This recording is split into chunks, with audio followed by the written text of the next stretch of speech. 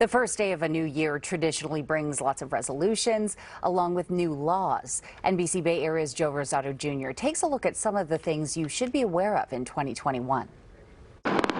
We start every new year with a clean slate, a wish list for the future, and often a slew of new laws. With hundreds taking effect today in California, here are a handful to kick around. Some of those new laws were inspired by the pandemic. Employers must now provide written notice to workers who have been exposed to COVID within 24 hours or face fines. Hospitals have to maintain at least a 3-month supply of PPE for workers or face a $25,000 fine for each violation. In case you needed another reason not to drive and text, if you get caught texting or just holding your phone while driving twice in 3 years, you'll get a point on your license instead of just a fine. Texting and driving is really bad, so it's probably a good incentive not to do it.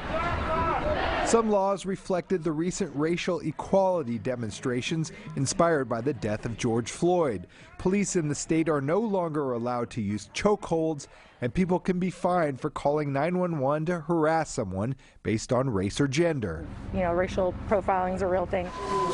Convicted felons will now be allowed to vote in the state after they complete their sentences.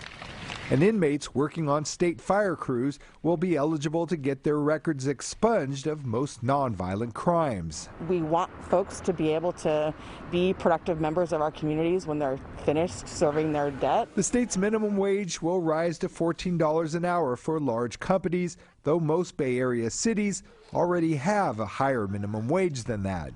It's a new page of laws as we turn the page on a new year.